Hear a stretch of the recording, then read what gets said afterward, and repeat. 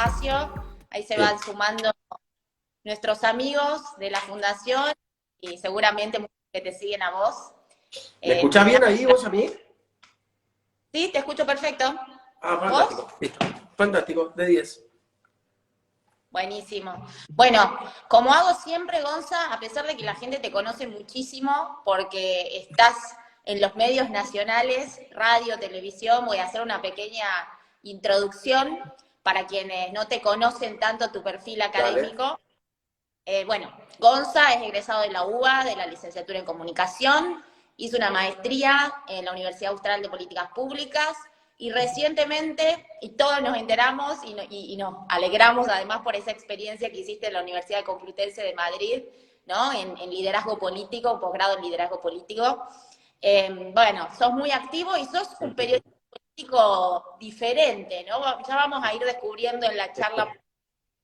Pero bueno, quiero que arranquemos, Gonza, Dale. haciendo una pequeña introducción sobre la foto actual que ves de la Argentina, ¿no? Una descripción y un mini análisis para disparar con toda. Dale. Bueno, primero gracias por invitarme. La verdad que es un placer siempre hablar con gente que le gusta esto de pensar la política, pensar el país, ver de qué manera hacer que las cosas funcionen. Y me encanta, sobre todo, hablar con gente que piensa distinto de mí, que me puede enriquecer un poco o mucho, digo, y hablar con los que piensan igual no tiene mucho, no tiene mérito, no tiene esfuerzo, no tiene sacrificio, no tiene nada. Me parece mucho más lindo empezar a hablar con los que tienen algo para aportarte. Y la verdad que con Majo, lo digo siempre, hay muchas cosas en las que coincidimos, otras en las que no, pero coincidimos siempre en las ganas de que todo funcione y que esto sea un lugar mejor, que la gente viva mejor. Así que creo que desde lo privado, las charlas que tenemos siempre, creo que nos colaboramos un montón y nos ayudamos un montón. Así que primero, gracias por eso. La foto que veo ahí es una foto compleja. Digo, yo siempre me gusta pensar una foto, no sé si decirte objetiva, porque somos seres humanos y todos tenemos una mirada cada vez que relatamos algo, pero la verdad que la foto que nos muestra el país, con sus indicadores macroeconómicos, es una foto triste, una foto mala, una foto con 40% de pobres mínimo, una foto con 7,4 de inflación el último mes, una foto con un país que tiene 7% de desocupación, pero tiene 1.310.000 planes de potenciar trabajo, con lo cual la desocupación no es tan como se nos muestran los números. Es la foto de un país que, digamos, que tiene un montón de insolvencias institucionales, entonces, digamos, un país donde la seguridad jurídica no es moneda corriente, donde es muy difícil invertir porque tenemos un montón de impuestos, donde no tenemos certezas de lo que va a pasar ni siquiera de acá a 5 años, el año que viene. Entonces, la foto es una foto triste, está claro, si no creo que no estaríamos discutiendo tantas veces y con tanta profundidad cómo sacar este país adelante. Al mismo tiempo también, y esto lo digo siempre, lo que quizás a mí más me preocupa, porque creo que tiene que ver con la incapacidad de encontrar soluciones, es la foto de un país donde cuesta mucho ponerse de acuerdo, donde la persona que piensa distinto muchas veces es catalogada de enemigo, o es alguien a quien hay que cancelar, o con quien no me puedo sentar a conversar. Entonces eso hace mucho más difíciles las cosas. Entonces creo que la foto es una foto compleja porque creo que tenemos problemas y estamos en un punto donde si no cambiamos un poco la perspectiva con la cual venimos abordando esos problemas, la solución no va a llegar nunca y vamos a estar siempre en el mismo lugar. Así que es una foto muy compleja para mí. Mira, y te traslado esto que vos decís, algo que te escuchamos, ¿no? Preguntar siempre en estas conferencias que últimamente son muy recurrentes y que tiene que ver con el diagnóstico, ¿no? Porque para buscar soluciones, si no tenemos un buen diagnóstico, seguramente lo que planifiquemos como políticas públicas no va a lograr resolver nada, ¿no? Sí. ¿Cómo te sentís con las respuestas que has recibido de distintos funcionarios, ¿no? Cuando hablas de esto, cuando vos preguntás sobre ese diagnóstico que ven en el marco del diseño de propuestas de políticas públicas, ¿no? En un contexto justamente tan complejo. Mira, a mí me preocupan esas respuestas. Trato a veces de no ser tan duro en mi juicio de las respuestas porque trato de pensar por qué me dan esas respuestas. Y a veces cuando te das cuenta por qué te dan esas respuestas, llegás al lugar en el cual tenés que empezar a pensar en que esa gente que te está respondiendo cosas le está hablando a un público a través tuyo, y ellos muchas veces piensan que ese público con el que, digamos, se comunican a través tuyo es un público que no estaría dispuesto a tolerar determinado grado de autocrítica, o determinado grado de apertura, o determinado grado de escuchar al otro. Entonces terminan muchas veces siendo respuestas que, más que para vos, son para un público que lo que busca es ratificar su propio sesgo.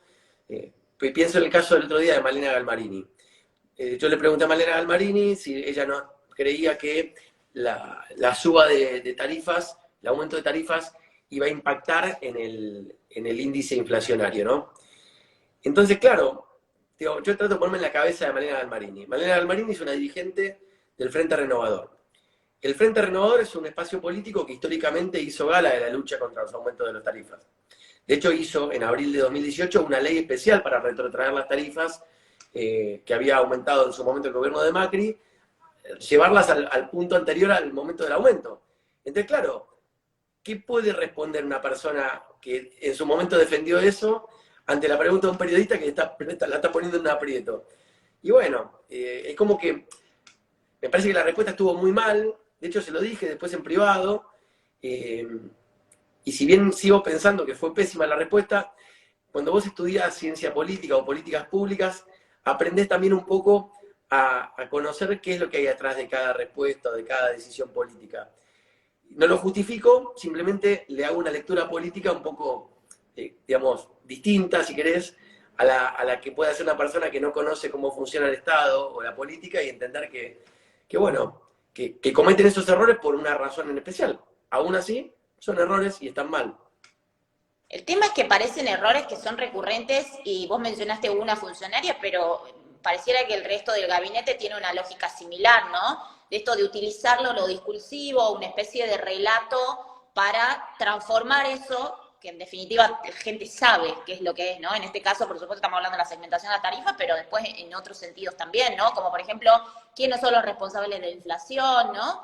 Cuestiones que hacen una forma de comunicar que parece que tiene una misma línea. ¿Sabes qué? Yo me he llevado gratas sorpresas, por ejemplo, con Flavia Rollón, por ejemplo, la secretaria de Energía.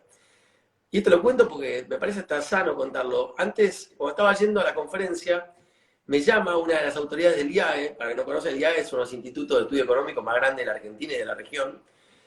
Y me dice, esta autoridad, un gran economista muy famoso, me dice, che, ¿sabías que Flavia cursó el MBA un año antes que vos? Le digo, no, pero profe, yo cursé el MPP, el Máster en Política Pública. Bueno, está bien, pero compartieron materias. Y me dice, Flavia cursó la materia de Política Económica en la comisión previa a vos. Entonces le escribo y le mando un mensaje, le digo, ¿qué hace Flavia acá, Gonzalo Asís? Uy, Gonzalo, ¿cómo andás? Venís a la conferencia, acá. Digo, te manda saludos tal profesor.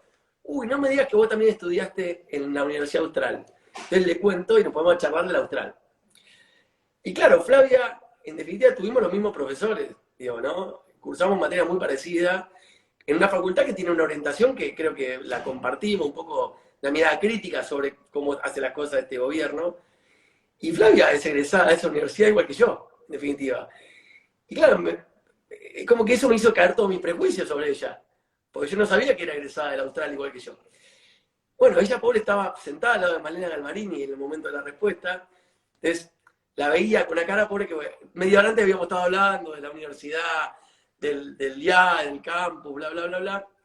Y creo que hoy se reivindicó, porque ella hoy públicamente en el Council of the Americas dijo públicamente que ella repudia la actitud de quienes visibilizaron listas con personas que estaban eximidas de pagar las tarifas, ¿no? Y ahí es como yo dije, bueno, hay una esperanza también de que no todos son lo mismo en todos lados, digo, ¿no? Digo, porque en definitiva somos todos personas, digo, si ya estudiamos en el mismo lugar, con los mismos profesores, seguramente tenemos algunas cosas en común, y seguramente ella mira como miro yo y como miras vos, en un punto también estos errores, y debe compartir, y debe hacer lo posible por tratar de no caer en esas cosas. Por lo menos digo, hoy, con esa nota que dio ante todos los medios de comunicación, adelante de los empresarios más importantes de la Argentina y de Estados Unidos, y tuvo el coraje de decir ante los medios, yo repudio y rechazo esa actitud. Digo, bueno, aleluya, ¿no? Entonces a veces, es como decimos todos, no sé si son todos, ¿viste? Como que hay una tendencia política, sí, En un sector de la alianza de gobierno, sí.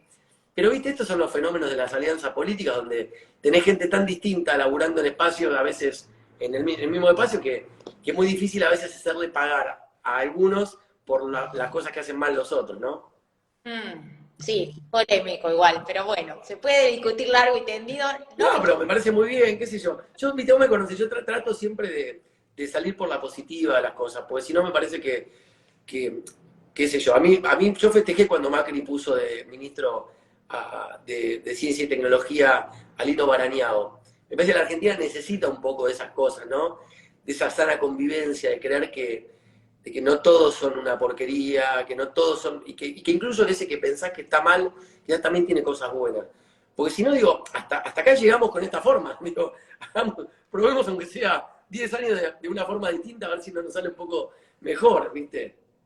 Sí, Gonzalo, hablando de convivencia, digo, ¿cómo ves esta convivencia difícil y tensa del gobierno, del propio gobierno nacional, ¿no? Con estas internas permanentes, en un país además que es hiperpresidencialista, siempre lo fue, y de Tremendo. repente tenemos un presidente súper debilitado, una vicepresidenta que parece que va otorgando por cuotas el poder para avanzar sobre determinadas cuestiones, por ejemplo, desde el punto de vista del trabajo del ministro de Economía. Digo, ¿cómo ves esto? ¿Lo ves Sí. sostenible? Porque falta mucho para la próxima elección.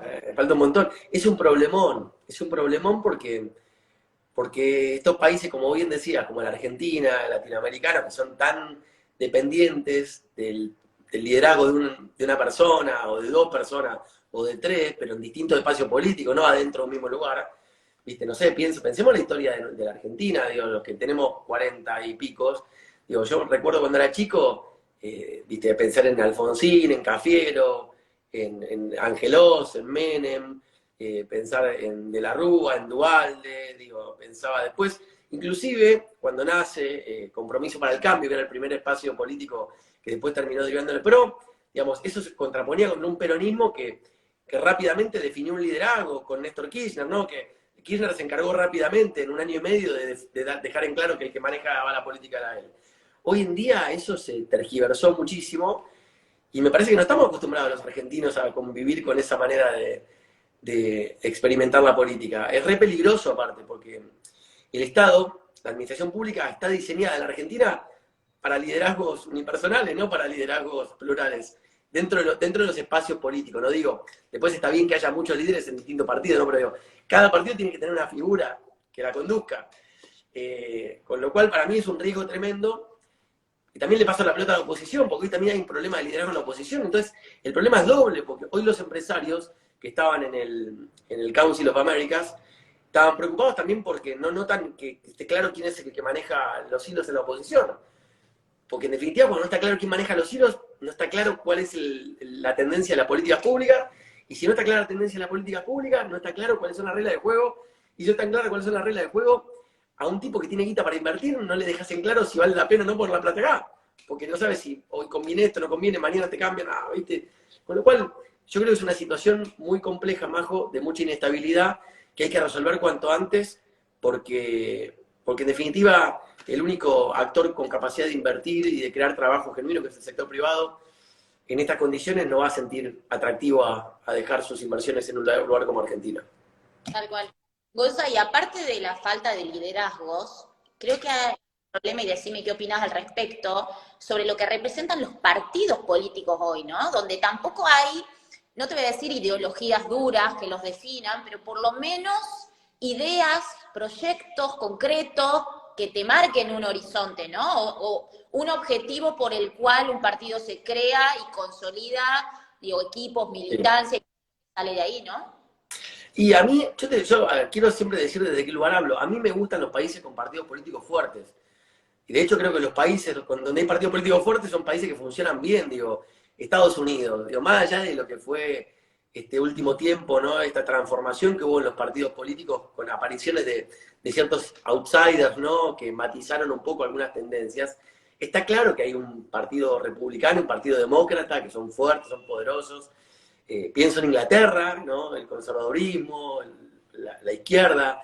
Alemania. Pienso, bueno, totalmente. Entonces, a mí me gusta eso, porque aparte, a los que somos fanáticos de la política basada en evidencia, digamos, definimos rápido. Los países que tienen ese tipo de fortaleza de partido, ¿funcionan bien? Sí. Los que no tienen esa fortaleza de partido, ¿funcionan bien? No. Bueno, entonces quizás hay que intentar con eso, digo, ¿no? Entonces a mí me gustan los partidos políticos fuertes. Hoy lo hablaba con una persona del gobierno de la Ciudad de Buenos Aires, le decía que Kirchner fue un tipo muy inteligente para mí en saber leer el mapa situacional del año 2001-2002, con la eclosión total del sistema de partidos de Argentina, y supo incorporar en ese frente, llamado Frente para la Victoria, a muchos sectores que estaban dispersos por la sociedad, digamos, movimientos sociales, organizaciones barriales. El tema es que creo que lo que no supo hacer o no quiso o no pasó en definitiva fue, una vez que, digamos, lográs leer y capitalizar bien esa situación, conducir ese escenario a una vuelta a un sistema de partidos políticos fuertes. Y se mantuvieron así, y hoy seguimos así.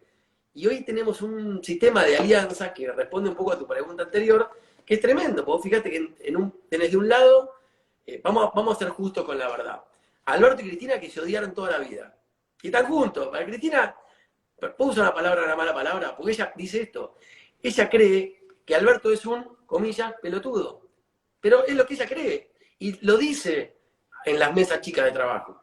Y sin embargo, su ex vicepresidenta Alberto.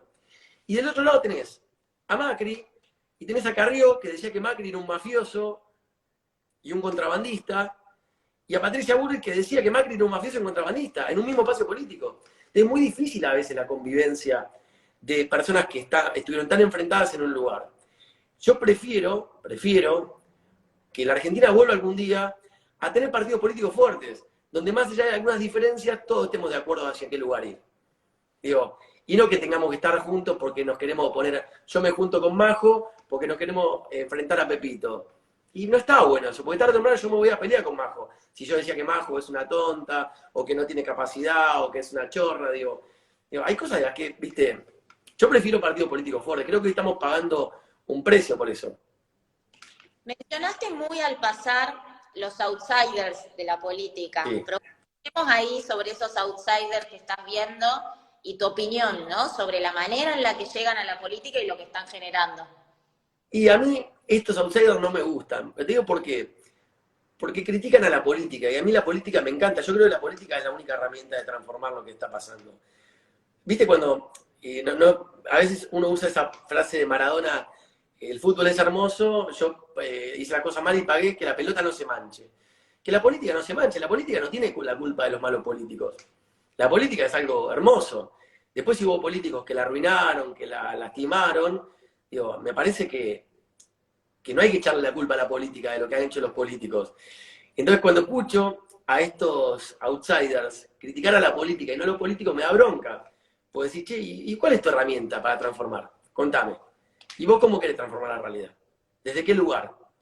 Porque en definitiva hacen política. Yo creo que estos outsiders en definitiva no estudiaron nunca ciencia política, pues no se dan cuenta que ellos con lo que están haciendo política. Entonces es muy contradictorio. Hablan de la casta y hoy en día cobran sueldo del Estado, usan choferes del Estado, pasaje del Estado, entonces son la casta también. Entonces me da mucha bronca porque creo que son a veces muy injustos con ese lugar que insisto, para los que amamos esto, estamos convencidos que es el único lugar donde hay que transformar las cosas, qué sé yo.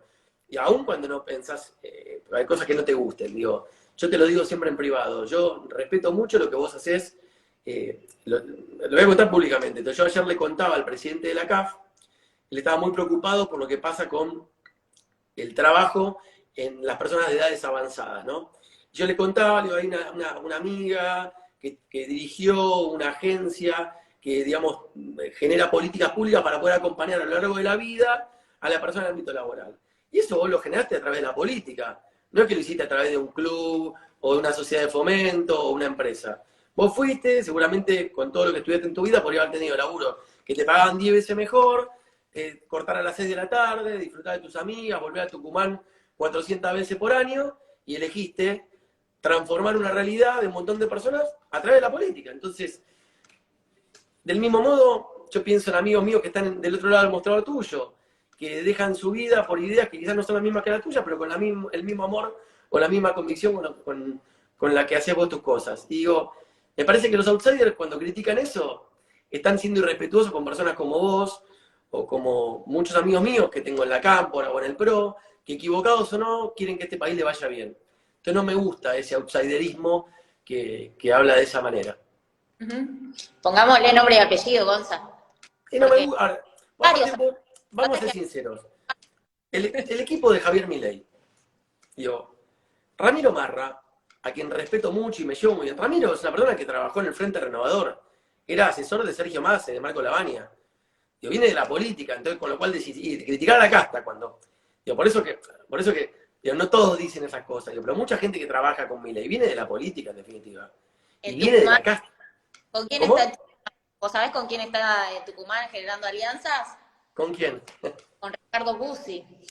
Y bueno, ahí tenés, digo, por eso que a mí este outsiderismo, ojo, también los entiendo, ¿eh? Hoy tuvimos una charla en el canal en TN con un consultor de opinión pública que nos contaba cuáles son las sensaciones de la opinión pública con respecto a la política, y todos los políticos miden muy mal, entonces claramente, si vos querés capitalizar ese enojo, tenés que hablar mal de la política.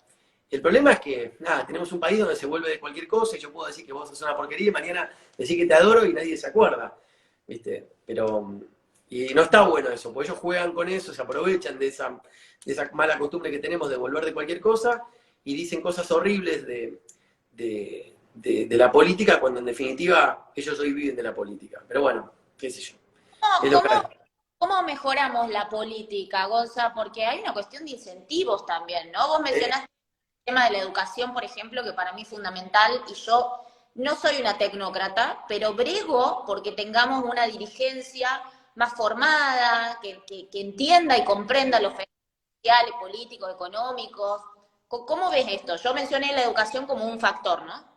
Es que la educación para mí es la clave, es la clave. Ahora, yo siempre digo esto, todo el mundo me decía, pero ¿por qué hiciste un máster en política cuando creo que no hay ningún periodista que sea magíster en política? Con suerte tenés algunos son politólogos de... Y yo decía, porque es la única manera que tengo de, aún equivocándome en mis análisis, le puedo dar lo mejor a la gente que me ve y que me escucha para decirle, mira, yo me equivoqué, pero me equivoqué haciendo lo mejor que puedo. Estudié todo lo que pude y me equivoqué. Pero te juro que hice todo lo posible. Bueno, yo la educación te pone en ese lugar, de decir, mira, aún cuando me confundo, por lo menos quiero que sepa que di lo mejor de mí. Busqué todas las herramientas posibles, estudié todos los casos posibles, hice política comparada, elaboré presupuesto, elaboré métrica, elaboré sistema evaluatorio, y aún así me equivoqué. Pero te juro que hice lo mejor de mí. Y bueno, de movida ese es el espíritu. Ahora, en segundo lugar, porque los políticos cobran de los impuestos de la gente. Entonces, la mejor manera de honrar que te está pagando el pueblo es, che, por lo menos, rompete el alma y ser el mejor, tratá de ser el mejor. Y tercero, porque yo estoy convencido de que hoy en día los problemas son tan complejos que no alcanza solamente con la experiencia. Viste que en otros momentos, con problemas más simples, a veces las soluciones venían quizás de experiencia de vida, venían de, no sé, lo que te legaron tus padres, te legó tu jefe, digo. Hoy en día, la verdad que tenés problemas que tienen un montón de causas muy, pero muy complejas, que lamentablemente, para los que no les gusta estudiar, si no estudias, no vas a tener herramientas para eso. Y voy a decir algo que es muy polémico. Yo soy pro Estado, pero soy pro Estado chico y formado. Yo prefiero que en vez de que haya 100 tipos cobrando poco, que haya 10 cobrando mucho. ¿Se entiende la lógica? Pero que sean 10 que tengan maestría, doctorado, experiencia, que sean los mejores. Una cosa que hizo muy bien, y acá te voy a picantear un poco, Raúl Alfonsín, pero que se equivoca en la manera en que lo implementa, es emular la escuela de agentes gubernamentales, que para lo que no sabe lo que es eso, agentes gubernamentales son como un grupo geof de elite, pero de policy makers, ¿no? De tipos que la tienen clarísima en administrar lo público, pero son los mejores, que vos le decís, tenés que ir a tal provincia, atacar tal problema y saben todo. Son como el grupo geof, que destraba situaciones muy complejas. Bueno, Alfonsín arma una escuela de agentes gubernamentales a imagen y semejanza de la francesa, de Mitterrand. El tema es que, y acá donde yo valoro el diálogo, él no convocó a Cafiero, no convocó a Altamira, no convocó a Luder, no convocó a nadie, lo hizo él, y fue un logro de él. El tema es que después vino Menem y no siguió. Entonces no fue una política de Estado. Y qué lástima, porque digo, la verdad que esa era una escuela que hablaba de lo que vos planteás, de gente quizás como vos, que tenés tu maestría, que das clases, etcétera, y que laburás en el Estado. Bueno, Ahora, hay que dar también una discusión, me parece, Majo, sobre la meritocracia. Para mí, la meritocracia es una regla en Argentina. Que con el Estado tratando de igualar los puntos de partida, sí, porque yo tuve la suerte de tener un papá y una mamá que me dieron de comer, me dieron amor, me dieron una casa, todo, y obviamente que es más fácil, fue más fácil para mí ir a la UBA y afrontar mis estudios cuando sabía que volvía a una casa con una cama calentita, con una mamá que me preguntaba cómo me fue, etc. Ahora, igualando la oportunidad, después démosle el premio al que más se esforzó, y el Estado debería ser un ejemplo para eso. Sí, yo lo veo muy críticamente, a mí me da mucha bronca cuando veo, viste, que no pasa eso en muchos lugares del Estado. Mencionaste varias veces política de Estado, consensos.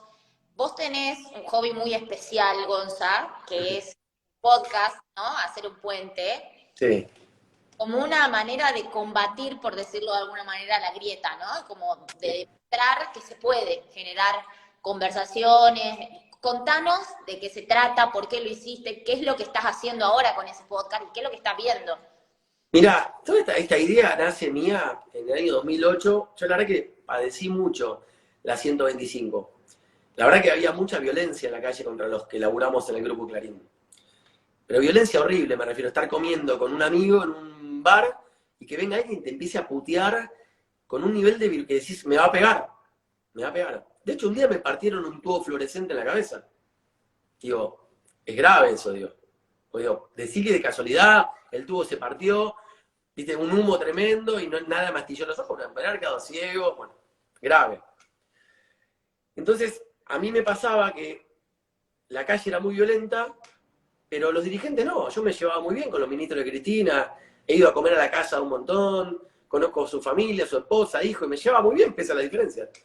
Entonces, a expensas de un amigo mío del PRO, me doy cuenta que, en definitiva, lo que hace que podamos llevarnos bien pese a las diferencias es conocernos como personas.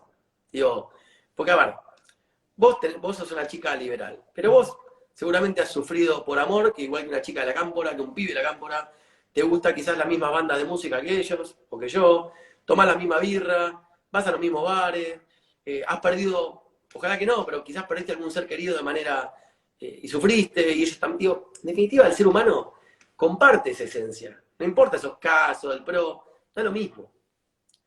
Entonces dije, si uno se focaliza un poco en el factor humano de los dirigentes, seguramente encontrás esencias muy parecidas. Yo empecé a trabajar en el año 2011 para poder tratar de hacer siempre hincapié en esto. ¿Y qué pasó? Me hice muchos amigos. Amigos del PRO, ultramacristas, amigos de la cámpora, gente que trabaja hoy muy cerca, diría, puerta con Cristina. Pues son buenas personas. Son buenas personas. Son buenas personas, digo. La diferencia que tengo yo con ellos es que yo creo que el país hay que sacarlo por un lado y yo por otro. Ahora, muchas veces me ha pasado, Majo, que gracias a esa diferencia yo me di cuenta de cosas en las que yo estaba equivocado. Y me hicieron ver cosas que quizás yo no... Y aprendí. Entonces yo valía 5 y gracias a ese comentario pasé a valer 6, por hacerlo matemático. Entonces dije, ¿por qué no empezamos a hacer puentes de confianza entre las personas que hoy tienen un rol en la dirigencia pública para tratar de blanquear que tienen muchas más cosas parecidas que cosas en que se diferencian? Entonces empecé a hacer un podcast el año pasado, que me costaba que acepten participar porque sale en Spotify, porque es público y lo puede escuchar cualquiera, con ministros de un gobierno de la nación, con ministros del gobierno de la ciudad. Y mezclé mucha gente. De hecho, ahora volví a hacerlo y grabé con la viceministra de Medio Ambiente de la Nación, que es Cecilia Nicolini, que Ceci es una chica primero súper formada, harvardiana, mucho mundo académico, y con Clara Mucio, que es una piba también, súper formada en lo que hace, con una trayectoria clara en el Ministerio de Ambiente y Espacio Público, ya lleva, creo, 14 años, conoce muy bien.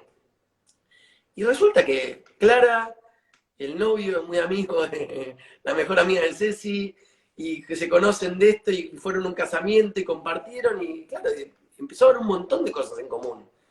Y claro, la charla no se pudo eximir de ese tema.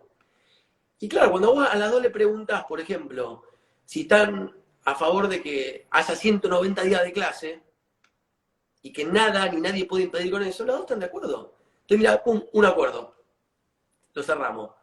Cuando vos le preguntás a las dos, che, ¿está bien que una mujer a igual capacidad de estudio, misma cantidad de horas trabajadas, cobre lo mismo que un tipo? Y no que cobre menos por ser mujer. ¿Están de acuerdo? Y cuando le preguntás, che, ¿estás de acuerdo con que no se puede cortar la calle e impedir? ¿Están de acuerdo? Te empezás a ver muchas cosas, ¿están de acuerdo? Seguramente no están de acuerdo en cómo y por qué se tomó la deuda en el año 2017-18. Seguro. Pero bueno, están de acuerdo en otras cosas, entonces digo, gastemos tiempo en sellar esos acuerdos, para que de esos temas no discutamos más y los pibes tengan 190 días de clase. Y no importa si gobierna Clara o gobierna Cecilia, los pibes tienen que tener 190 días de clase. Y no se discute. ¿Qué es lo que logran los países desarrollados? A la gente, yo estuve estudiando en España, a la gente del PSOE, les embola que exista la monarquía. Detestan a la monarquía. Pero ellos entienden que si quieren lograr que la gente del PP acepte la educación pública y la salud pública, ellos también tienen que aceptar que exista la monarquía como al PP le gusta. Y conviven con eso. Y no, entonces lo sacan de discusión ese tema. Entonces, hacer un puente es hacernos entender a todos que hay que pensar en el bien mayor. El bien mayor es que los tucumanos que nos están escuchando, que los porteños nos están escuchando, que los que nos están escuchando tienen que vivir mejor, tienen que morfar todos los días, tienen que ir al cole todos los días, tienen que tener una casa donde vivir, tienen que poder acceder a la salud, a la educación, tienen que poder elegir con libertad si les gusta un chico o una chica, tienen que poder casarse si quieren o no, tienen que poder vivir en libertad, con dignidad, y después discutamos de lo que, pero primero garanticemos eso. Digo, yo cuando me encuentro con personas que están en los extremos, Majo siempre dijo esto, cuando tenemos un familiar en terapia intensiva, todos nos encontramos con un primo que no nos bancamos, con un tío que es insoportable, etc. Ahora en ese momento no discutimos ese tema. En ese momento estamos todos de acuerdo que el abuelo, el tío, quien está en la camilla intubado, tiene que salvarse. Y después, una vez que esté caminando y disfrutando de la vida, ahí sí volvemos a discutir todo lo que quieran. Pero mientras tanto tenemos que ponernos de acuerdo, porque si no la paga el país. Entonces, hacer un puente es un ejercicio de darnos cuenta de eso. Che, estamos viviendo mal, hay 5 de cada 10 argentinos que son pobres, y hay 6 cada 10 pibes y pibas argentinos que son pobres. No podemos discutir eso. Y dejémonos de joder. Hagamos que morfen, que estén bien, que tengan una casa, que vayan a la escuela y después pongámonos a debatir otras cosas. Yo rescato esto que hacíamos en el gobierno de la Ciudad de Buenos Aires, que creo que son esas cosas que dice política de Estado. ¿Quién puede estar en desacuerdo de que el Estado tiene que acompañar a lo largo de la vida a una persona para garantizar que se forme para tener un buen trabajo? Eso, sea radical, peronista, el PRO, liberal, lo que sea, no podemos no estar de acuerdo todos en eso. Bueno, listo, démonos la mano y digamos, ese tema es una política de Estado. Ahora acá no logramos hacer eso. Es patético eso. Hacer un puente es una invitación a eso. Buenísimo, Gonza. Es necesario, lo que yo me pregunto es si no hay algo más de fondo, ¿no? De respecto a la moral, a la ética, a los valores, ¿no? Que parece que están perdidos, que ya no se habla de eso, digo, y que forma parte del cómo gestionamos y del cómo hacemos política también, ¿no? Ahora, bueno, yo te entiendo y te banco con eso, tenés razón. Ahora, volvamos a la metáfora del paciente en terapia intensiva. Supongamos que tenemos un tío en la familia que nosotros sabemos que chorea, no sé, que chorea como quiera, en lo privado, en lo público, chorea. Y eso, viste, históricamente ha generado entre nosotros y el tío discusiones en Navidad, nos puteamos, no, porque vos, que todo, bueno. Resulta que la tía llega a estar en terapia intensiva por una enfermedad gravísima. En ese momento de la terapia intensiva, los problemas con el tío pasan a un segundo plano. Porque si nos ponemos a discutir en terapia intensiva, a los gritos, lo que sea, y la tía no se escucha, no vamos a colaborar en que se recupere. Y la tía se va a morir. Entonces, yo entiendo lo que planteás. Y estoy de acuerdo con lo que se plantean con las cuestiones éticas y morales.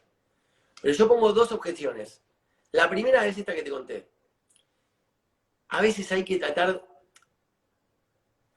no sé si decirte de perdonar, hay que tratar de ser un poco más íntegro espiritualmente para entender que hay momentos de la historia donde uno tiene que ser capaz de dar vuelta a la página, porque si seguimos así, esto no se resuelve nunca más.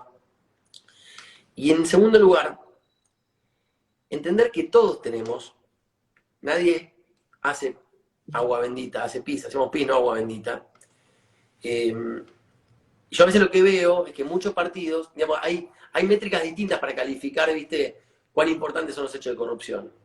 Los que estamos en el centro, y no estamos de un lado ni de otro, nos preocupa de la misma manera que una persona tenga cuentas en un paraíso fiscal, que una persona la guita en Argentina, pues en definitiva, mi papá paga todos los impuestos y tiene todos empleados en blanco. Y a mí me da la misma bronca cuando va de este y cuando va de este, porque pienso en mi papá.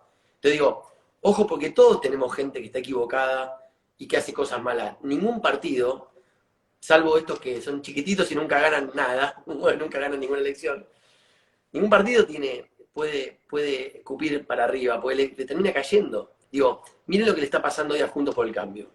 Muchas de las cosas que dice Carrió son verdad. Son verdad. Son verdad, tiene razón cuando ella habla de lo que es la injerencia de la política en la justicia. Y está mal. Está mal. Está mal, pero pasa del otro lado. Y de la misma manera, del otro lado, ¿viste? Ya no tenés un Carrió que se encargue de marcar las cosas como hay del otro lado. Pero si apareciera, yo le daría la razón también. Por eso digo, primero, en algún momento más hay que dar vuelta a la página. Yo estoy convencido de que cuando Adolfo Suárez hizo la Moncloa, gestionó la Moncloa, seguramente no le hizo gracia que el franquismo firme ese pacto. Pero España tenía un cuarto del PIB per cápita argentina en ese momento. Hoy tiene 4 veces más. Entonces digo, ¿qué le importa a los españoles? ¿La discusión de Suárez con los franquistas? ¿O vivir bárbaro, tener crédito, poder tener una hipoteca y comprarte tu departamento y vivir en tu casa y no vivir alquilando toda tu vida? Entonces digo, pensémoslo matemáticamente, digo, yo entiendo lo que se plantea y tienen razón. Hay gente con la que es muy difícil. Es muy difícil. Ahora, el pibe que está durmiendo o que va a dormir en un rato en el cajero bancario que queda acá a la vuelta, no le importa esa discusión. Quiere tener un lugar donde vivir. Ahora vos me podés correr y decir, bueno, pero ese tipo no tiene lugar donde vivir porque hubo una política que vivió de una manera, el ejercicio de la administración pública, que generó que ese pibe te diga, bueno, está bien, tenés razón, pero corrijamos eso una vez que logremos estabilizar al paciente, que no se muera. Primero que no se muera. No sé si viste que Massa salió a convocar a la oposición, a decirles que no tengan miedo ni vergüenza de reunirse. A modo más de chicana me da la sensación por la forma, ¿no? Que otra cosa. El tema es que ahora, ¿no? Cuando las papas queman, cuando está muy difícil salir adelante, digo, empiezan a promover estos diálogos y del otro lado, digo, le están pidiendo primero hacer tal cosa y después vemos. ¿Cómo ves eso que hoy particularmente nos está afectando? Sí, lo que pasa es que yo te entiendo, y a mí también me daría bronca, no te digo que no, me re daría bronca, decir, che, dale, guacho, ahora me llamás, ahora, cuando te convenía llamarme, que tenías 80 puntos de imagen positiva, no me llamaste, y ahora me llamás.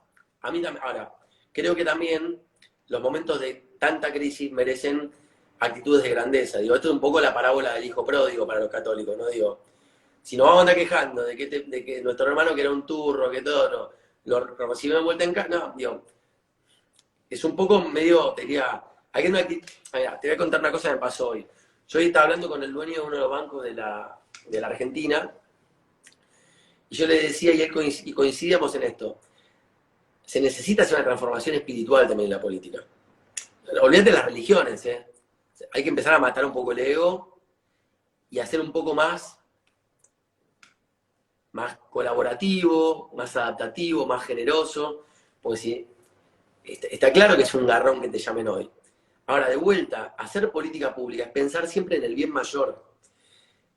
Hasta de última, queda en la historia como el tipo que tuviste tanta entereza espiritual que aún cuando te convocó tu peor enemigo, el que más daño te hizo, vos tuviste tan arriba, tuviste tanta entereza espiritual, tanta altura, que fuiste capaz de aceptar igual esa convocatoria. Yo digo, seguramente los grandes próceres argentinos, sobre todo los que fueron de connotación militar, digo, San Martín, por ejemplo, hay muchas cosas que han hecho a contramano de lo que les convenía, pero las hicieron. El tema es querer quedar en la historia, digo, en definitiva. Que creo que el gran fracaso de Alberto, él podría haber quedado en la historia. como el tipo que cogobernó con los empresarios de la burguesía nacional, cogobernó con los buenos sindicalistas y no con los malos, cogobernó con su oposición. Mucha gente, y me voy a animar a hacer un comentario, se lo sugerimos, porque lo conocemos mucho, de hace muchos años. Pero está esa cosa de que cuando vos no estás en el poder, decís que vas a hacer un montón de cosas, y después cuando estás en el poder, vaya uno a saber por qué es más difícil ser tan íntegro para aceptar ese tipo de desafío, ¿no? Sí. Gonza, hablamos de poder y hablamos de los consensos y hablamos de la dirigencia política, ¿no? Pero también tenemos otros espacios que tienen su poder y que tienen su injerencia, ¿no? En lo que pasa. Ahí están los medios, están los sindicatos, las organizaciones sociales, digo, hablemos un poquitito de cada uno de estos y cómo los ves hoy también. Mira, a mí me encanta siempre hacer los paralelismos médicos, ¿viste? De hecho, yo soy muy fanático de Tony Blair. Digo, para los que no estudiaron ciencia política, Tony Blair es el padre de lo que hoy llamamos la política basada en evidencia. Él entregó en el año 99 un escrito en el Parlamento británico que se llamaba Modernizing Government, pero se lo conoce como el White Paper, que él propone que la política hay que evaluarla por los datos, y no porque me gusta, porque suena bien. ¿Cura o no cura? Si cura, salió bien, no cura, no sirvió. En ese contexto de la política basada en evidencia, uno entiende que, digamos, hay actores que la evidencia demuestra que, digamos, infieren de manera negativa en la vida de la política. La política no es solamente los partidos políticos. La política, en definitiva, es, a mi juicio, esta es una definición personal, es esa disciplina, esa ciencia, esa actividad con la cual uno se manifiesta en el escenario público con el objetivo de transformar una realidad. Y digamos, la transformación en realidad muchos hacen política, aun cuando dicen que no hacen política. Los empresarios, los sindicatos, los medios de comunicación, como dijiste vos, son los llamados factores de poder. Entonces, desde ese lugar yo voy a opinar, ¿no? Digo, desde el lugar de creer que no le podemos echar siempre la culpa a los funcionarios públicos. Y quiero ser muy crítico con esto, digo. Blair decía que la política es como la medicina. Entonces, para subirme al caballo de ese ejemplo, digo, la Argentina es un país que está politraumatizado. Tiene roto de los tobillos hasta la cabeza, todo. El tema es, el médico se para ante el paciente que lo atropelló un camión y dice, ¿por dónde empezás? Obviamente que para un médico que sea más fácil, dice, bueno, vamos a cuidar la cabeza y el corazón primero, después arreglamos el tobillo, obvio. El tema es que acá, Majo, a diferencia de un cuerpo humano, ¿no? Donde está claro que el corazón y el cerebro son los pulmones, la respiración, circulación, y el cerebro son digamos, el eje de nuestra vida. Acá yo siento que, te diría que hay responsabilidades tan compartidas, tan parecidas, que si no las arreglás muchas al mismo tiempo, por más que arregles una sola, con el resto sin arreglar es un garrón. Vamos por un ejemplo. Voy a ser muy crítico del mundo en el que yo vivo, que es el de los medios. Si los medios no toman una actitud de entender que son parte de este país, y que por más que tienen que criticar y cuestionar y controlar los gobiernos, una cosa es controlar un gobierno, otra cosa es destruir un gobierno. Y aun cuando hay cosas buenas, lo criticás porque queda más cómodo para tu audiencia criticarlo, por más cosas buenas que hagan ustedes los funcionarios públicos, nosotros desde los medios te las podemos destruir. Y para que no creas que hablo desde el kirchnerismo, te voy a hablar del PRO. Esto lo hablé mucho con Hernán Lacunza. Hernán me decía, la reforma previsional era una buena reforma, hay que reformar el sistema previsional. Y seguramente el primer índice de actualización no va a ser bueno, pero van a ser buenos los 50 restantes. Ahora, ¿en qué reparamos los periodistas? En los pobres jubilados que en ese primer índice cobran. Y usted... Y lo volteamos. Ayudamos a voltearlo eso. Entonces, mirá si los medios no son importantes. Aún con mucha capacidad de frenar una política pública. De frenarla. El Código Penal que proponía el kirchnerismo en el año 2013, lo firmaron Federico Pinedo y Ricardo Gilavedra, ojo. No era el Código Penal del kirchnerismo. Lo que pasa es que en ese grupo de legisladores, de juristas, estaba Zaffaroni. Y Sergio Massa, que era opositor a Cristina, instaló el mensaje de que el Código Penal de Zaffaroni y del kirchnerismo iba a dejar a los presos fuera de la cárcel. Incluso, decía Massa, si estuviese vivo un asesino como Jorge Rafael Videla con este Código Penal de Cristina Kirchner, yo me acuerdo que Ricardo Giladera me llamaba y me decía, pero ¿cómo voy yo? ¿Vos te creés que yo voy a firmar un Código Penal? Yo no jugué a Videla, yo jugué a la Junta Militares. Pinedo me llamaba y me decía, pero Gonzalo, ¿vos me conocés? ¿Vos creés que yo voy a firmar eso? No. Ahora, ¿qué versión compramos los medios de comunicación? Además, ¿qué pasó con ese Código Penal? Nunca, ni se llegó a tratar más. Entonces, factores de poder. Pasemos a otro. Sindicalismo. La Argentina necesita una reforma laboral, y lo digo, y que a quien no le guste que se joda, necesitamos hacer una reforma laboral. ¿Por qué? Porque el pobre pyme, que por lo general es un tipo de clase media, tiene terror de contratar un empleado porque te trabaja una semana, se te raja él mismo sin ningún tipo de justificación y te saca 150 o 200 lucas. Le pasó a amigos míos que se fundieron por eso. Ahora, el sindicalismo no podemos hablar de reforma laboral. Y no lo podemos hacer porque están ellos. Ahora, vos tenés sindicalistas que son muy buenos sindicalistas, y no tengo ningún problema en nombrarlo, como Gerardo Martínez, con quien acabo de grabar el último capítulo del podcast, lo grabó con Daniel Herrero, el presidente de Toyota, juntitos. Y Gerardo es un tipo racional, que entiende que sin empresarios no hay laburo para los laburantes. Ahora, lamentablemente, el conjunto del sindicalismo no piensa como Gerardo. Factor de poder que, bueno. Y así podemos hablar de un montón de casos, de cosas que no pasan en la Argentina, Majo. Hoy los gobernadores de nuestra provincia, que yo mucho los valoro, son los principales responsables de que no tengamos una ley de coparticipación federal. Porque la ley de coparticipación necesita la ratificación de toda la legislatura del país. Y por los muchachos que no quieren tocar nada, no tenemos ley de coparticipación. Y tenés que ir a arrodillarte a la casa de gobierno a pedirle por favor al presidente que te mande la guita para tu provincia.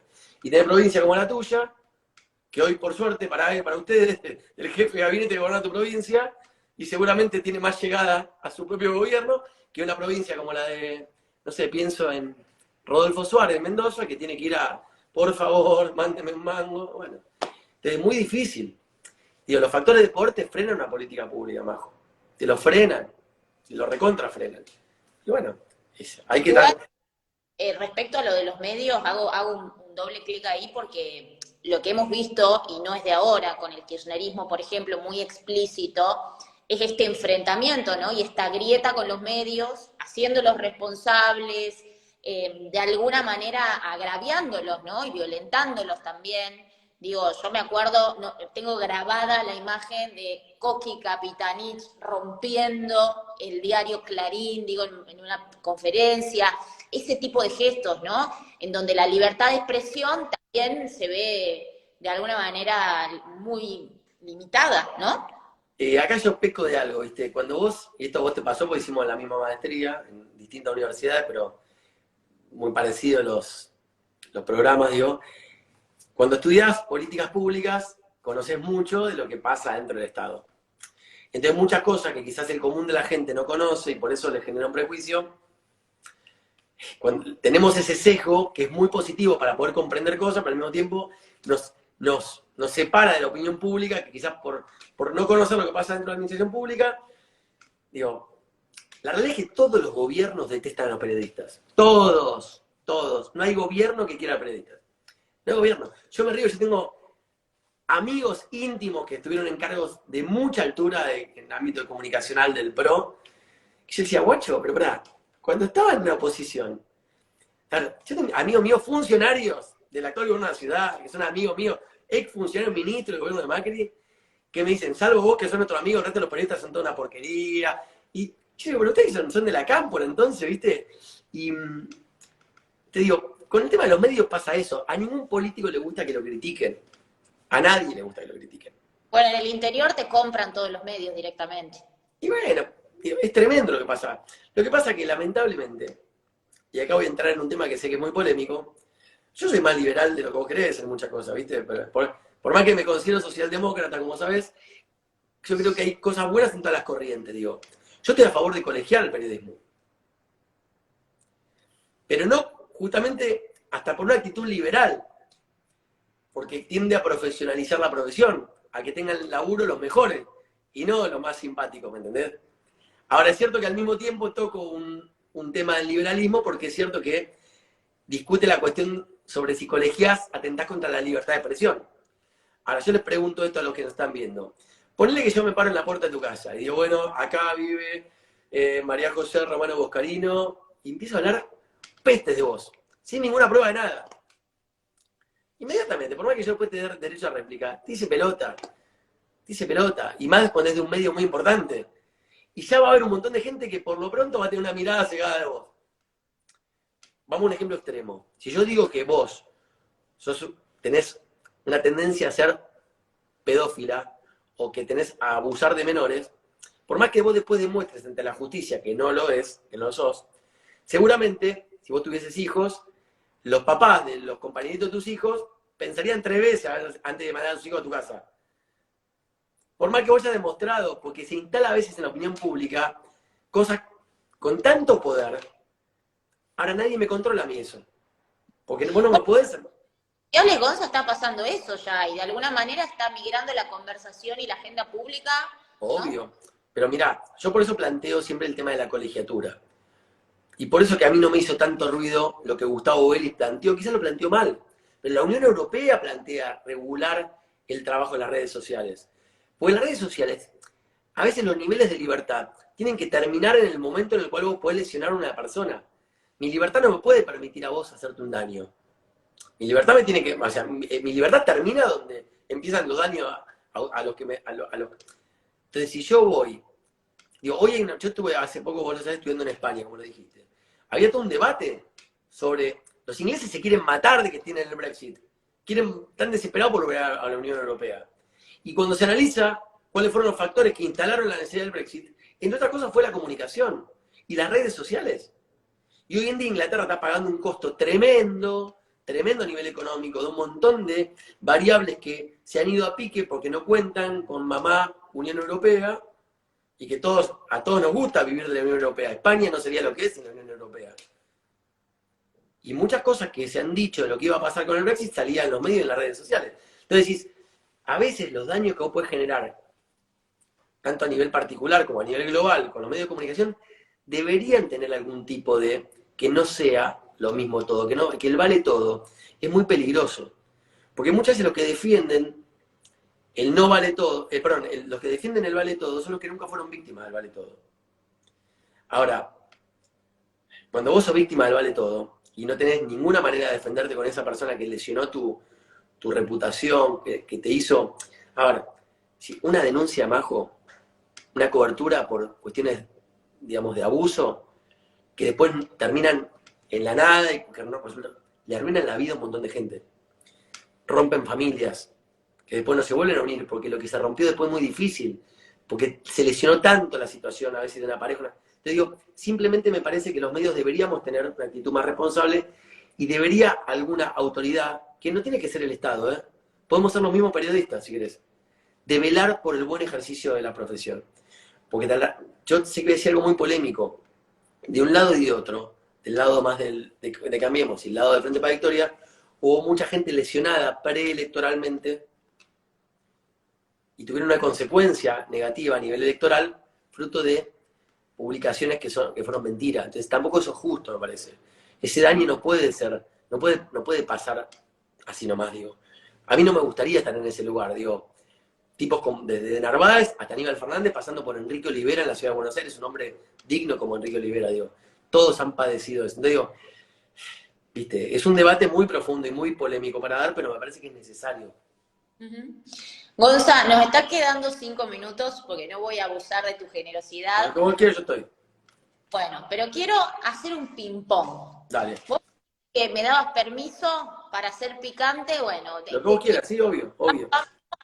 Yo te voy a decir nombres y vos me tenés que decir una frase, no más que eso, cortito. ¿Sí?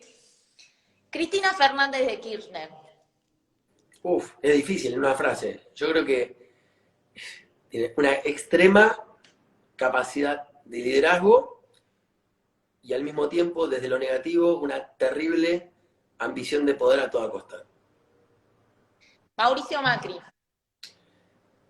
Tiene la enorme virtud de haber hecho de cero un partido político y ser presidente, y al mismo tiempo me preocupa su mirada privada de las cuestiones públicas. Me estás diciendo un párrafo de cada uno, Gonzalo, me estás incumpliendo la consigna. Horacio Rodríguez Larreta. Una persona con una extrema capacidad de gestión y un enorme desafío de desarrollo de cualidades de inteligencia emocional. Alberto Fernández. Me decía algo muy polémico, pues lo conozco al igual que todos. Es un buen tipo que demostró que no te garantiza ser un jefe de gabinete el paso exitoso a ser presidente de un país. Sergio Massa. Un hombre con una, a mi juicio, muy positiva ambición de poder, pero con un déficit tremendo de imagen en la opinión pública. Gerardo Morales. Un tipo pragmático y muy valiente, que se animó a pelear contra la mafia de su provincia, y eso ya lo hace muy valioso. Pablo Moyano. Lo peor de la Argentina. Ricardo López Murphy. Un tipo íntegro, respetable, aun cuando no comparto muchas de sus ideas. Javier Milei.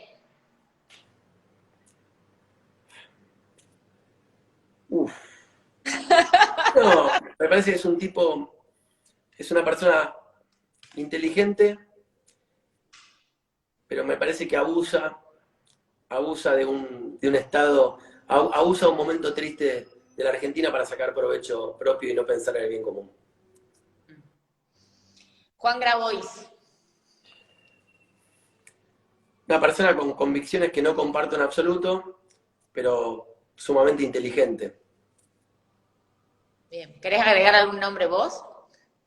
¿Alguien que rescate? ¿Vamos por la positiva? Por la positiva, mirá, te diría, pensemos en los actores de la política de hoy.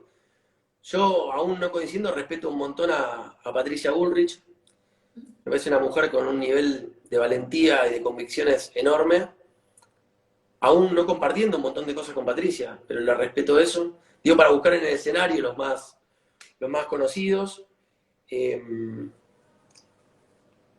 nos queda de los que está queriendo ahí? Hablamos de todos. Facundo Manes. Facundo Manes es un tipo, primero con una inteligencia superlativa, es un cerebro, valga la redundancia, distinto y que tiene un modelo de país que a mí me encantaría que algún día en la Argentina se pueda desarrollar. No sé si es el momento ahora, pero ese país en el que dibuja Manes es un país que me parece espectacular. Bien. María Eugenia Vidal. Una persona con mucho carisma y mucha capacidad de trabajo. Creo que tiene que desarrollar más sus habilidades políticas, pero es una persona con mucha capacidad, claramente, y que estudió para lo que quiso. Elisa Carrió. No roba, es honesta. Me parece que tiene el gran defecto de siempre generar divisiones con sus posturas, pero tiene la virtud de la dignidad y de la honestidad. Axel Kicillof. Es un pibe que técnicamente, yo no comparto su manera de mirar la economía, pero tiene la virtud de ser una persona intelectualmente honesta, aún no compartiendo nada, y éticamente respetable, porque creo que lo da vuelta y no se le cae una moneda. Juan Mansur. Es un político de fuste, con una capacidad de liderazgo sorprendente, pero me parece que de otra época, ¿no? De una época mucho más del principio del siglo pasado, un modelo de conducción muy vertical, extremadamente vertical. Que es la manera en la que estamos acostumbrados a vivir la política en el interior de muchas provincias. Sí, por eso que hay algo que hay que cambiar urgente, ¿no? Con mucho respeto lo digo. Gonza, vos te definiste como un socialdemócrata. ¿Por qué? Porque yo creo en el capitalismo. Creo fervientemente en el capitalismo, creo fervientemente en la propiedad privada, creo fervientemente en la libertad. Al mismo tiempo, creo que tiene que existir un ordenamiento jurídico para que las libertades no choquen unas con las otras. Por la misma razón por la que creo que tiene que haber un colegio de periodistas. Porque si las libertades se dañan, es imposible construir algo en conjunto, digo yo. Entonces, tiene que haber alguien que todo el tiempo esté arbitrando las relaciones entre las distintas libertades. Y ese ordenamiento jurídico es el Estado. Yo creo en el Estado. Creo en el Estado eficiente, en el Estado chico, en el Estado profesional, en el Estado con métrica, evaluación y con evidencia, pero en el Estado. Porque yo creo que tiene que haber empresarios muy ricos, exitosos, millonarios si querés. Me encanta ver esos empresarios exitosos. Soy amigo de muchos y los disfruto de ver su éxito. Pero me encantan esos empresarios que van a la fábrica y laburan. Y que conocen al operario de la máquina 4, que saben que el hijo de la secretaria está con una enfermedad, entonces la ayudan. Que se enteraron que Cacho, el de la máquina 5, se le murió la vieja, entonces iban al velorio de la vieja. Y me encanta ese tipo de empresarios exitosos. Que son empresarios con una mirada social y que por lo general trabajan en un vínculo con sus laburantes sano. Para que exista ese vínculo sano tiene que existir alguien que los acompañe, que les ponga reglas de juego claras, que los fomente. Entonces me parece que ese modelo moderno, no digo volver a la época de Keynes, ni mucho menos, digo moderno, como pasa en países europeos súper exitosos, me encanta. Porque existe lo mejor del liberalismo con las cosas buenas de la justicia social. Digo, nosotros tenemos la suerte, Majo, de que con mejores o peores cosas, con mejores o peores momentos, venimos de casas donde nunca nos faltó la comida, donde nunca nos faltó un lugar donde vivir. El tema es que hay un montón de gente que lamentablemente nace en casas donde no hay eso, y donde papá le pega a mamá.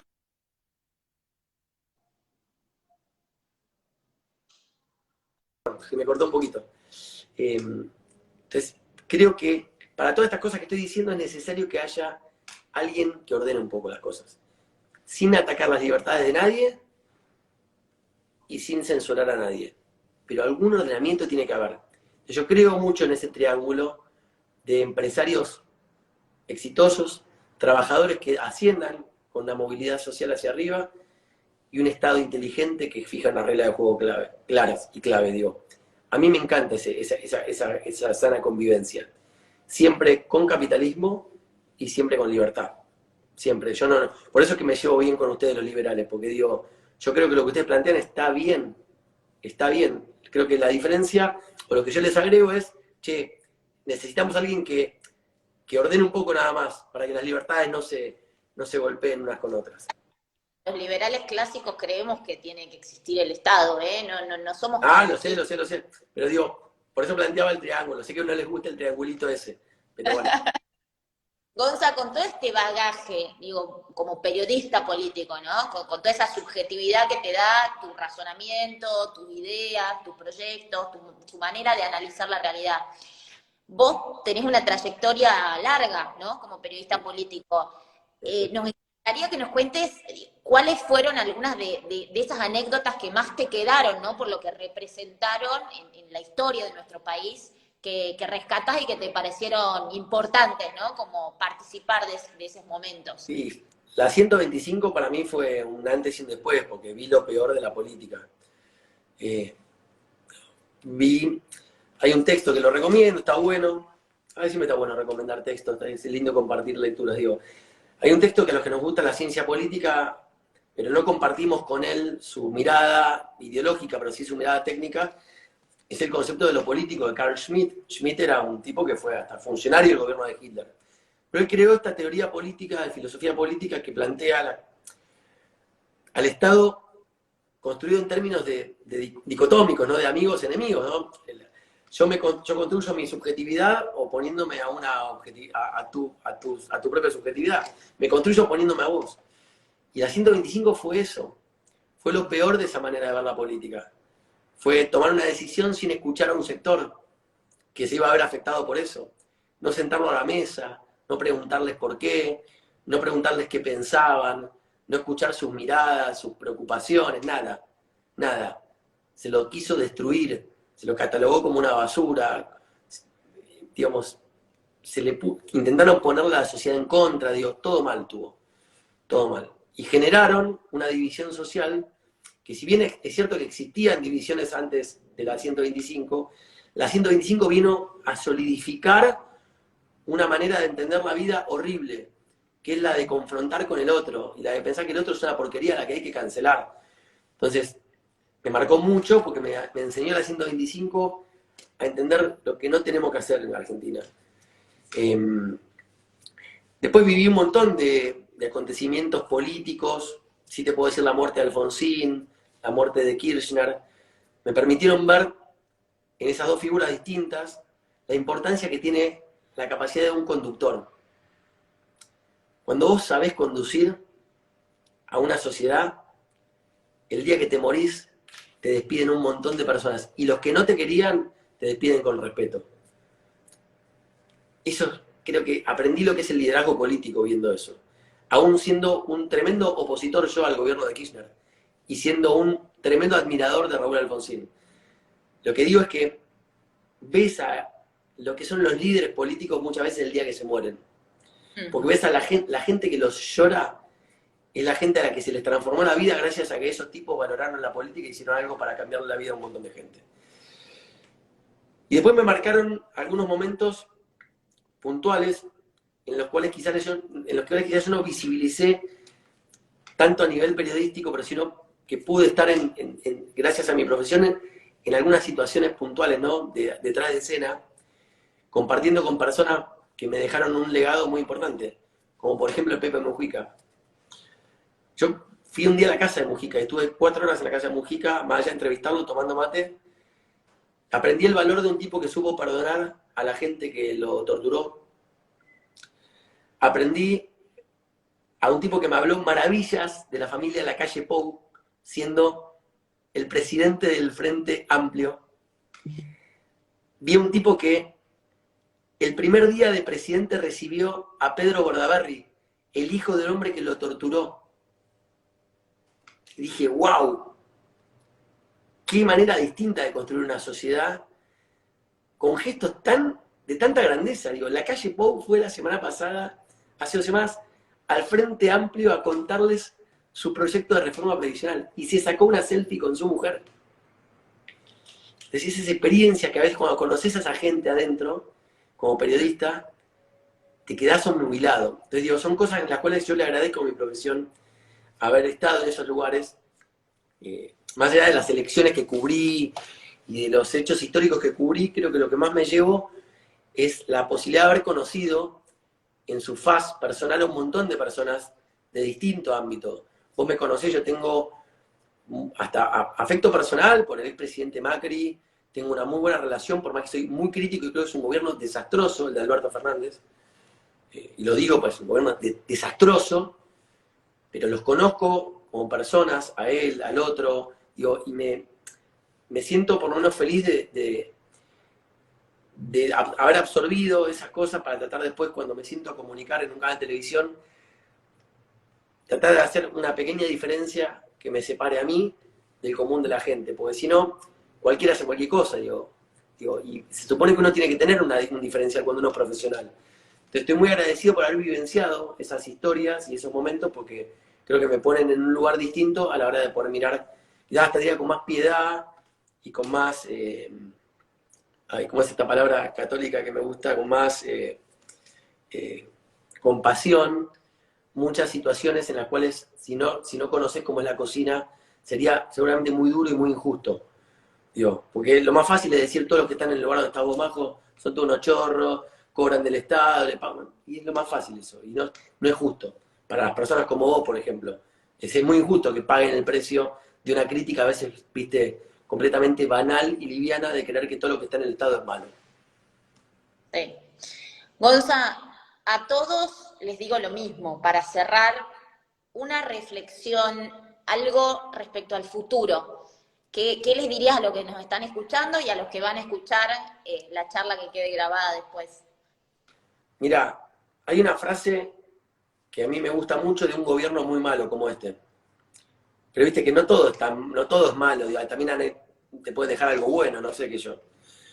Hay una frase que no es de Alberto Fernández, sino que creo, si me no recuerdo, que es del Papa Francisco. No lo sé. Yo estoy convencido que nadie se salva solo. Nadie se va a salvar solo. Digo, la salida de este quilombo en el que vivimos es una salida conjunta. En algún momento tenemos que poner primero a la Argentina y después a nuestros intereses personales, o partidarios o políticos. Ayer hablando con el presidente de la CAF, rescataba cómo tanto el presidente Petro en Colombia de izquierda como Boric en Chile de izquierda incorporaron gente de derecha en sus gabinetes. Porque en definitiva, a Boric lo que le importa es que a Chile le vaya bien. De nada le sirve a él sostener su bandera de izquierda si el país se llena de pobres. Digo. Entonces, yo creo que siempre digo, invitémonos todos a pensar primero en la Argentina, a poner primero a nuestro país. Y saquemos este país adelante, cada uno desde su lugar. Y entendamos que no tiene que haber un San Martín. Ese es el gran problema de los que mal cultivaron la ancha avenida del medio. Que se llenan la boca de los grandes consensos, pero quieren ser ellos los que después queden en la historia como los que cambiaron la historia. Y no es así. Entonces tenemos una lucha de egos, lamentablemente, entre los que buscan el consenso, que hacen que nunca terminemos teniendo consenso, porque prima su ego. Entonces, pongamos una vez primero a nuestro país. Entendamos que nos tenemos que poner de acuerdo en 10 cosas, aunque sea. En 10 cosas, en 5 si quieren. Pero pongámonos de acuerdo en 10 cosas, que no se toquen gobierne quien gobierne. Ahora, para lograr esas cosas, tenemos que bajar los decibeles de la confrontación. Difícilmente uno puede sentarse a comer en la casa de una persona que cree que uno es un hijo de puta. Porque empecemos a tratarnos un poco mejor. Digo, en ese pibe de la cámpora, en ese pibe del PRO, en ese pibe liberal, en ese pibe socialista, seguramente hay buenas intenciones, simplemente creen que la salida de esto es de una manera diferente. Ahora, hagamos foco 2 minutos en las cosas en las que nos llevamos bien. Porque si no estamos al horno. Ya vivimos 200 años así. Con unitarios y federales. Con gorilas y con traidores. Y con peronistas. Con leales y con traidores. Con Boca, con River. Con los que eran de Soda Stereo y con los que eran de los redonditos de ricota. Digo, siempre tuvimos grieta. Y la grieta nos trajo 50% de pobreza, 80% de inflación, 0 inversión privada, 0 inserción en el mundo. Digo, pero una sola vez haciéndolo. Si sale mal, después putéennos con toda la razón a los que propusimos el diálogo. Pero por lo menos probemos una vez. Entonces yo lo que dejo siempre como mensaje es esto. Trabajemos por llevarnos bien. Una sola vez, aunque sea. Démonos 10 años de eso. Y si nos va mal, volvamos a la grieta. Ahora, los países a los que les va bárbaro son países donde el diálogo y el respeto son una política de Estado. Por algo será. Buenísimo, Gonza. Muchísimas gracias de nuevo. Un placer poder compartir con vos este ratito. Un placer para mí que me hayas invitado, Majo. Les digo a todos y a vos también, Gonza, que ya te vamos a pasar el link, que esta charla va a quedar a nuestro canal de YouTube de la Fundación Federalismo y Libertad.